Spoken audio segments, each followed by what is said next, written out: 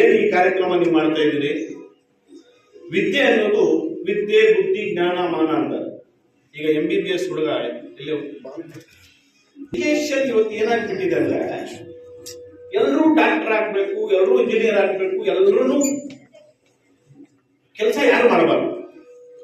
ಡಾಕ್ಟರ್ಗೆ 20 ಲಕ್ಷ ಕೊಟ್ಟು ಮದುವೆ ಮಾಡ್ತಾರೆ, ಇಂಜಿನಿಯರ್ಗೆ 15 ಲಕ್ಷ ಕೊಟ್ಟು ಮದುವೆ ಮಾಡ್ತಾರೆ. ರೈತರು ಯಾರನ್ನು ನಾವು ಹುಡುಗಿ ಕೊಡ್ತೀವಿ ಅಂತ ಬರಲ್ಲ. ಮನೆ ಕರೋನಾ ಬಂತಲ್ಲ, ಕರೋನಾ ಟೈಮಲ್ಲಿ ವಜ್ರ ವೈಡೂರ ಇತ್ತು, ದುಡ್ಡಿತ್ತು. ಅವಾಗ ಡಿಮಾಂಡೇಶನ್ ಮಾಡಿದ್ರ ದುಡ್ಡಿತ್ತು, ಬೇಕಾದ್ರೆ ಏನೇನಿತ್ತು. ಆದ್ರೆ ಏನೂ ತಿನ್ನಲಿಲ್ಲ. ನಾವು ತಿಂದಿದ್ದು ಈ ರೈತರಿಟ್ಟಿರೋ ಅನ್ನದಿಂದ ನಾವು ಜೀವನ ಮಾಡಿದ್ವಿ. ಆ ರೈತ ಆಗ್ಬೇಕಂತ ಯಾರು ಇಂಜಿನಿಯರ್ ಆಗ್ಬೇಕು, ಫಾರಿನ್ ನಲ್ಲೇ ಇರಬೇಕು. ಫಾರಿನ್ ಹೊರಟೋಗ್ತಾನೆ ಅವನು, MBBS ಮಾಡ್ಕೊತಾನೆ, MS ಮಾಡ್ತಾನೆ, ಹೋಗ್ತಾನೆ. ಇವ್ರ ಅಪ್ಪ ಮೊದಲು ಫೋನ್ ಮಾಡ್ತಾನೆ,